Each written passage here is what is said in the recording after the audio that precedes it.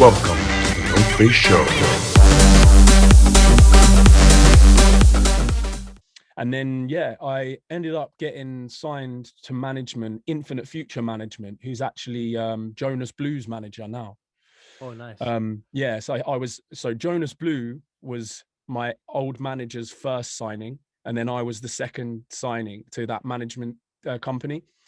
So yeah, off the back of that, he was just like, I love what you're doing. I think you've got a lot of talent. Do you want to try doing house music? And I was just like, yeah, I was open to anything.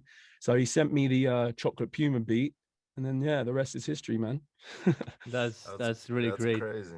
Yeah, good decision for your manager for Yeah, to tell yeah. you to go that way, because that genre is still like evolving a lot, like mixing Yeah, those hip yeah. hop The sounds thing with. that this is the thing though, it's been quite hard to sort of like I'm sure every like musician can relate to this, like having like a crisis of character with regards to the kind of genre direction, you know, because before that I was doing all hip hop rap stuff, then it was the house, and then I kind of had to try and find my way through a new genre that I knew nothing about. So I was just like learning How as I was your went like along. learning curve? Because before you got into house, did you like house, or was it kind of like a complete new world to you?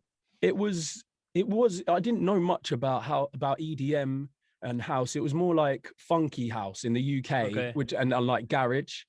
Okay, yeah. But I love yeah, garage, like yeah. as far as EDM, I didn't really know that there was such a big like network of you know, a big fan base of that. Yeah. Because yeah, I think it's just around them times. It was quite a while ago now, so the internet wasn't that, you know, old, and people were only just connecting all over the world, and social networks were just picking up, you know. It was that sort of time. So yeah, man, I didn't have any idea what EDM or anything like that was. So I was literally the way that I was jumping on every track was basically just chatting about how I'm going to shut it down like every time.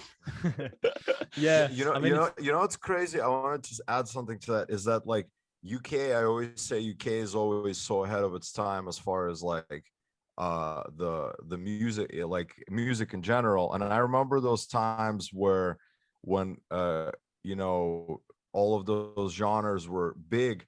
That's like, that was already, they were like, UK was already doing like harder stuff in that genre way ahead of its time. Like only now the world is like, oh, we got like the Skrillexes, all that shit. Yeah. But like We're back doing in the the day, dubstep, like I remember,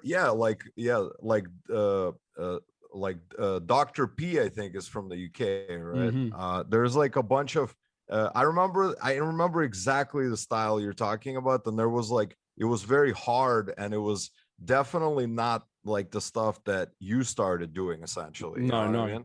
Definitely not. Yeah. So I guess it was just it was just, I think it was divine intervention, man, because the manager was just like, do you want to try house music? And literally the first vocal I did on it went gold in Holland. I've got the plaque sitting right here, man.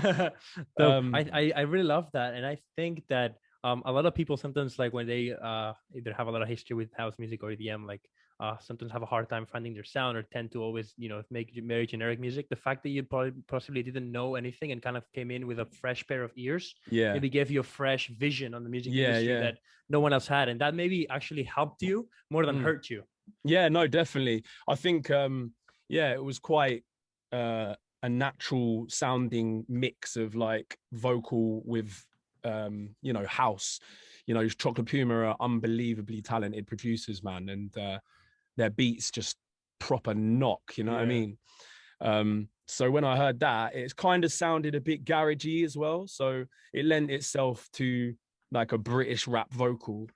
And yeah, man, the rest is history. Yeah, that's awesome. Yeah, they're doing, because the majority of their stuff, because I know the guys very well, and majority of their stuff now, they're still very heavy on sampling drums. Like a lot of guys don't sample drums anymore in house. their stuff sounds so fat because they still do a lot of sampling. Yeah, We should bring them on the show then. We should bring them on the show. Oh, And 100%, man. have them share Yeah. some of that sauce in the secret sauce section, which will come.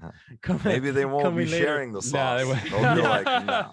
It's a secret sauce. They're like Chris at Splice Loops. Come on. It's funny.